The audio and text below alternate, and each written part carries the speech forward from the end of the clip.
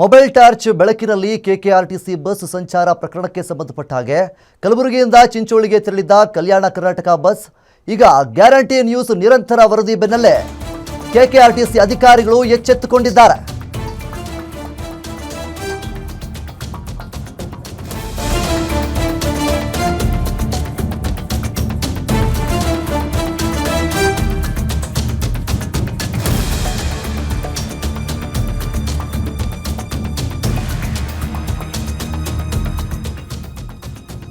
Mobile torch ಬೆಳಕಿನಲ್ಲಿ KKRTC bus ಸಂಚಾರ ಪ್ರಕರಣಕ್ಕೆ ಸಂಬಂಧಪಟ್ಟ ಹಾಗೆ ಕಲಬುರಗಿಯಿಂದ ಚಿಂಚೋಳಿಗೆ ತೆರಳಿದಂತಹ ಕಲ್ಯಾಣ ಕರ್ನಾಟಕ ಬಸ್ಸು ಏನು ಮೊಬೈಲ್ ಟಾರ್ಚ್ನ ಬೆಳಕಿನಲ್ಲಿ ಮುಂದೆ ಸಾಗಿತ್ತು, ಸಂಚಾರವನ್ನ ಮಾಡಿತ್ತು.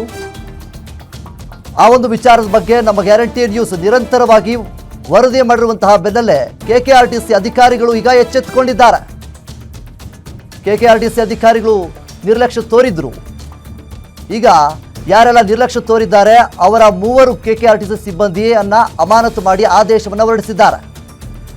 ಹೆಡ್ಲೈಟ್ ಇಲ್ಲದೆ ಮೊಬೈಲ್ ಟಾರ್ಚ್ ಹಿಡಿದು ಸಂಚರಿಸಿದ್ದ ಕೆಕೆಆರ್ಟಿಸಿ ಬಸ್ಸು ಆ ಒಂದು ವಿಡಿಯೋ ಕೂಡ ಎಲ್ಲ ಕಡೆ ಹರಡಿತ್ತು. ಪ್ರಯಾಣಿಕರ ಜೀವವನ್ನ ಅಪಾಯಕ್ಕೆ ತಳ್ಳಿದ್ದ ಡಿಪೋ ಸಿಬ್ಬಂದಿ ಮತ್ತು ಚಾಲಕನ ಕರ್ತವ್ಯ ಲೋಪದ ಹಿನ್ನೆಲೆಯಲ್ಲಿ 3 ಸಿಬ್ಬಂದಿಯನ್ನ ಅಮಾನತು ಮಾಡಿ ಆದೇಶವನ್ನು ಹೊರಡಿಸಿದ್ದಾರೆ. ತಾಂತ್ರಿಕ ಸಿಬ್ಬಂದಿ ಶಿವಾನಂದ್ ಮತ್ತು ತಾಂತ್ರಿಕ ಮೇಲ್ವಿಚಾರಕ ಬಸವರಾಜನ್ನ ಅಮಾನತು ಮಾಡಿದ್ದಾರೆ. ತಪ್ಪಿತಸ್ಥರ ವಿರುದ್ಧ ತಕ್ಷಣವೇ ಶಿಸ್ತು ಕ್ರಮ ಜರುಗಿಸಿದ ಸಾರಿಗೆ ಇಲಾಖೆ. ಇನ್ನು ಮೊಬೈಲ್ ಟಾರ್ಚ್ ಬೆಳಕಿನಲ್ಲಿ ಒಂದಲ್ಲ ಎರಡಲ್ಲ ಸಾಕಷ್ಟು 90ಕ್ಕೂ ಹೆಚ್ಚಿನ ಕಿಲೋಮೀಟರ್ಗಳ ಸಂಚಾರವನ್ನ ಕೆಕೆಆರ್ಟಿಸಿ ಬಸ್ ಮಾಡಿತ್ತು. ಈ ಒಂದು ವಿಚಾರಕ್ಕೆ ಸಂಬಂಧಪಟ್ಟ ಹಾಗೆ ಗ್ಯಾರಂಟಿ ನ್ಯೂಸ್ ನಿರಂತರವಾಗಿ ಸುದ್ದಿಯನ್ನ ಬಿತ್ತರಿಸಿತ್ತು. ಇದರ ಇಂಪ್ಯಾಕ್ಟ್ ಆಗಿ ಅಧಿಕಾರಿಗಳು ಈಗ ಎಚ್ಚೆತ್ತುಕೊಂಡಿದ್ದಾರೆ. ಈ ವಿಚಾರಕ್ಕೆ ಸಂಬಂಧಪಟ್ಟ ಹಾಗೆ ಯಾರು ಕರ್ತವ್ಯ ಲೋಪ ಇಲ್ಲಿ ಕಾಣಿಸಿದೆ ಅವರ 3 ಕೆಕೆಆರ್ಟಿಸಿ ಸಿಬ್ಬಂದಿಯನ್ನ ಅಮಾನತು ಮಾಡಿ ಆದೇಶವನ್ನು ಹೊರಡಿಸಿದ್ದಾರೆ. ಏನು ಪ್ರಯಾಣಿಕರ ಜೀವ ಒಂದು ಭಯವನ್ನು ಇಟ್ಕೊಂಡು ಬಸ್ನಲ್ಲಿ ಕೂತ್ಕೊಂಡಿರ್ತಾರೆ. ಹೆಡ್ಲೈಟ್ ಸರಿಯಾಗಿರೋದಿಲ್ಲ. ಇಂತಹ ಪರಿಸ್ಥಿತಿನಲ್ಲಿ ಮೊಬೈಲ್ ಟಾರ್ಚ್ ಬೆಳಕಿನಲ್ಲಿ ಇವರು 90 ಕಿಲೋಮೀಟರ್ ಸಂಚಾರವನ್ನು ಮಾಡುತ್ತಾರೆ. ಈ ಒಂದು ವಿಡಿಯೋ ವೈರಲ್ ಆಗ್ತಾ ಇದ್ದಂತೆ ಜೊತೆಗೆ ನಮ್ಮ ಗ್ಯಾರಂಟಿ ನ್ಯೂಸ್ ನಿರಂತರವಾಗಿ ಸುದ್ದಿಯನ್ನು ಬಿತ್ತರಣೆ ಮಾಡಿದ ನಂತರ ಅಧಿಕಾರಿಗಳು ಈಗ ಎಚ್ಚೆತ್ತುಕೊಂಡಿದ್ದಾರೆ.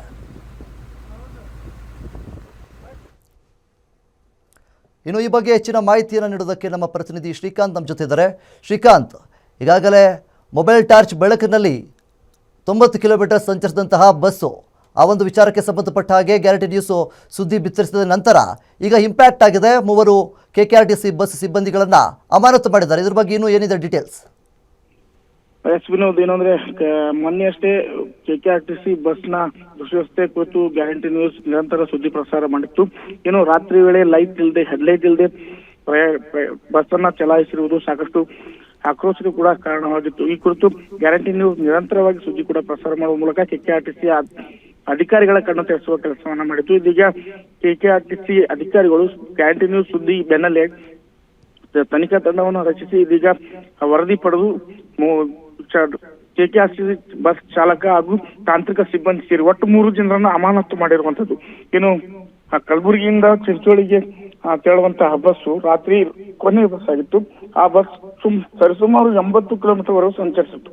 ಈ ರಾತ್ರಿ ಆದ್ರೂ ಕೂಡ ಹೆಡ್ಲೈಟ್ ಇಲ್ಲದೆ ಆ ಬಸ್ ಸಂಚರಿಸಿದ್ದು ಸಾಕಷ್ಟು ವಿವಾದಕ್ಕೆ ಕಾರಣವಾಗಿತ್ತು. Vinod, okay thank you Srikanth, thank you ನಿಮ್ಮೆಲ್ಲ ಮಾಹಿತಿಗಾಗಿ.